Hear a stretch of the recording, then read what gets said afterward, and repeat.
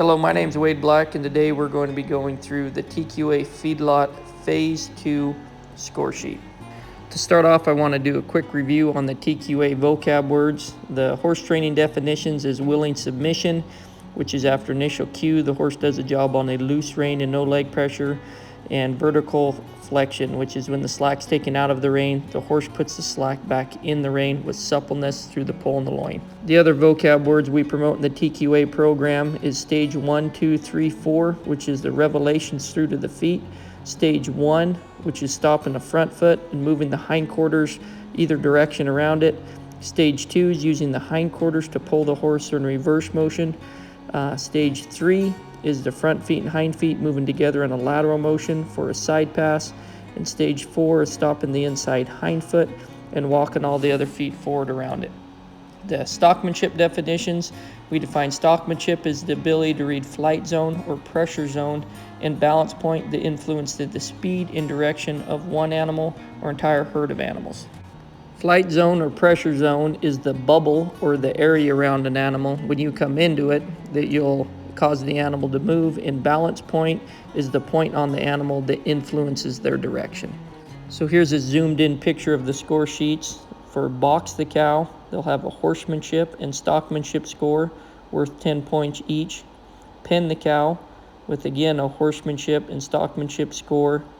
And then roping the cow, they'll be scored on their horsemanship and stockmanship for 10 points, and then roping efficiency or difficulty.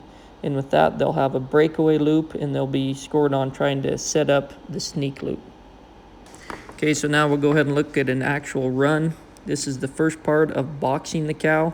The rider will be scored on their horsemanship, which will be the foundation of the horse, which is the revelations through to the feet and that vertical flexion. If when they take hold, they're softened through the pull.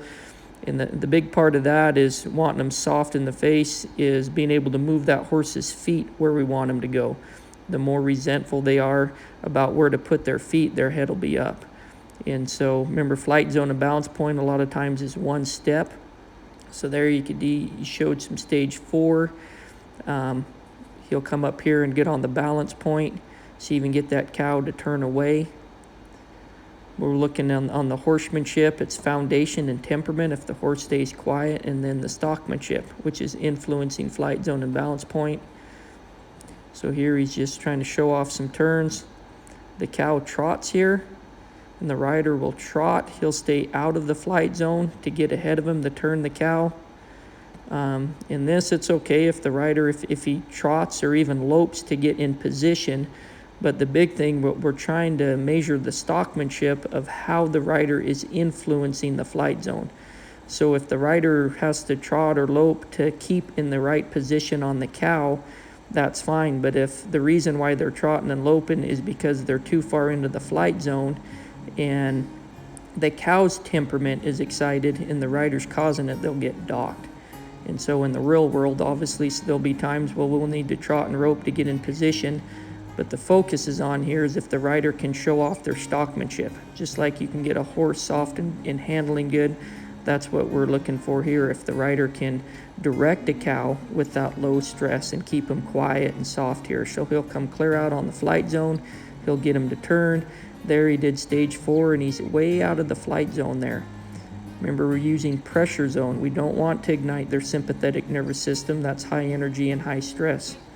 Okay, so he'll come clear out over here, come up on the balance point, get that cow to turn away. Again, he'll come out clear out over here, and then as soon as that cow starts going in the direction he wants, he'll back clear off and give him relief. I was taught when I was pretty young, you always want a cow to think they're escaping in the direction you want him to go. So he's going where he wants to go. We'll go ahead and give him relief. Ideally, we wouldn't be behind the cow. We'd be off to the left or the right, so we're not in their blind spot. So we'll come out over here, come up on the balance point, see if we can get that cow to turn away. Just kind of wait and see if we can get that cow to turn. Flight zone and balance point is like the reins in your feet with a horse. We direct a horse through our reins in our feet. Our feet brings the life, and then our reins gives the direction. With a cow, the flight zone's like the gas pedal. Further we go in the flight zone, the further they go. There he turned, and you can see he held that turn until when he left, he was parallel. There, when we go to turn, you want to hold your turn until you're parallel or even coming further out of the flight zone. You want to hold your turn, so it's called the motorbike turn, is if you don't hold your turn and you go further in the flight zone in your turn. See, he drawed back for stage 2 to get out of the flight zone. There he picked up some stage 3 and he moved his horse further out of the flight zone. The further you go into the flight zone, the more you're going to ignite their self-preservation. So the key is to stay on the balance point. So the cow's trotting, he's staying out of the flight zone, and he held the balance point until the cow turned away. Here again, he'll hold the balance point, hold the balance point. He'll just hold that line and he'll wait for that cow to turn away. He'll come back, he'll turn again, stay parallel, hold, and then as soon as that cow turns and leaves, he'll give him relief. There, he'll draw back. Cows have driving factors just like horses. I teach it there's 3 primary: self-preservation, comfort, companionship, and the 2 underlining is confidence and energy. So this cow has the confidence in the comfort and companionship of the herd. He's a herd animal, so when you take him away from the rest of the herd, he doesn't have confidence by himself, which puts him in his self-preservation, and he wants to seek the comfort and the companionship of the herd. And the more self-preservation they have, the more energy they have there. You can see him trot there. So the key here as a rider is I want to make it a little bit uncomfortable when he's seeking the companionship of the herd. So I'll come right up there, put a little pressure. As soon as his thoughts leave and he seeks comfort away from the companionship of the herd, we need to give him relief. Pretty quick, the cow will quit seeking the comfort in the companionship of the herd, and they'll start to seek that comfort away from the herd. That is, if the rider backs off when their thought leaves the herd, they'll seek their other primary driving factor, which is comfort. So that's a big key there. We apply a little pressure when they're thinking about the companionship of the herd. As soon as their thought leaves, we give them relief. So once again here, we want to think a cow is escaping in the direction we want them to go. We'll come up on the balance point there. See if we can get that cow to turn away. Stay clear out of the flight zone. When that cow's going in the direction we want to back clear off. So that's the cow's idea. The definition of willing submission is after initial cue. The horse or cow or dog or anyone does it on a loose rein and no leg pressure, meaning it's their idea. So that was a pretty good display of stockmanship. The next part is roping. So here it's a breakaway hondu. You can either have an actual breakaway hondu or you can tie a breakaway hondu in the end of your rope like we did here. Here, he's going to try to set up the money shot here. He'll get ahead of the balance point and then he'll come behind the balance point. Right here, as you start to swing, they're going to go forward and they'll go right into your loop. There, the rider waved it off. So part of the score on the roping is on the horsemanship, and then horsemanship and stockmanship to set up. And then on the roping is efficiency and difficulty. So there I'm obviously going to dock him on his efficiency because he missed his first loop. The rider has 3 shots. Thought he did pretty good on his horsemanship and stockmanship score there as far as setting up the shot. Here he'll go ahead and try to set up another shot.